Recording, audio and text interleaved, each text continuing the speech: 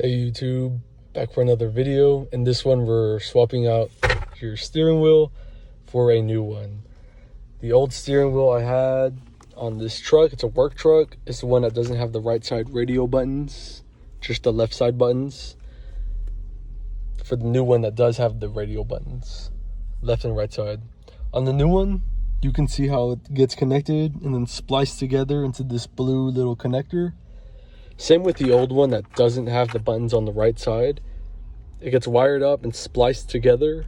But if you count the cables, the one with the button has one extra cable. So right here we have 1, 2, 3, 4, 5, 6, 7 cables, it looks. And then on the one without the buttons, 1, 2, 3, 4, 5, 6 cables. So I guess one extra cable for 10 extra buttons. It's super easy. You just gotta swap the wheel itself. You don't need to swap the airbag, just the steering wheel. That's what I have here, just the steering wheel. I'm gonna reuse my airbag, nothing wrong with that. The way you do it is first you wanna disconnect your battery. It's a little 10mm bolt. Then you start prying the airbag out on the side right here. On the side of the steering wheel, there's 2 little glory holes. 1, 2. You're gonna use a screwdriver to push in. So this is what's gonna look like visually. Imagine it's on the wheel. You find the hole. Once you find the hole, you're gonna push your screwdriver in, and you're gonna look for this flooring piece. You're gonna go behind it. You're just gonna have to feel, of course. You just gotta push that in. You'll feel it. You might even hear it. You push it in, and then you pull the airbag out one side, and then the other side. You can do them both at once, or you can do them one at a time. So just push that little latch, and then you literally pry the airbag out. Don't worry, nothing's gonna happen. Once you pry the airbag out, all you need to do is actually unbolt it from the wheel. You can use a 20mm socket or a 13/16 socket. Just bang it up, you'll unscrew it. And now you don't need a steering wheel puller. The nut that holds the steering wheel on will be your puller in a sense.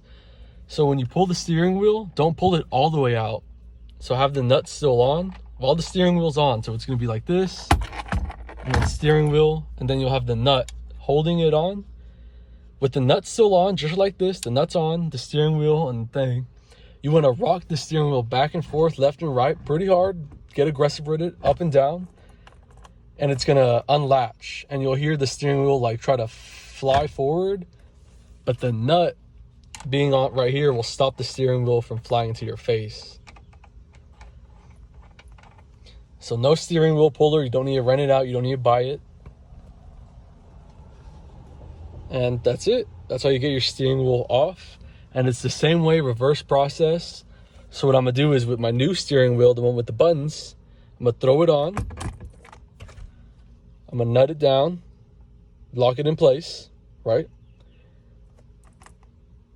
We're gonna feed the airbag wires through, and we're gonna connect it. We'll bam, bam. The blue part gets connected up here, and we're good to go. Reverse process. It's super easy. No steering wheel puller. All you need is a 10mm bolt to disconnect the battery. A pick tool. It can't be a flathead. It has to be something like an actual pick tool. Very, very thin, with like a square point or like a very thin point. The left side blinker might be in the way, so you have to get like a shorter one. And that's it.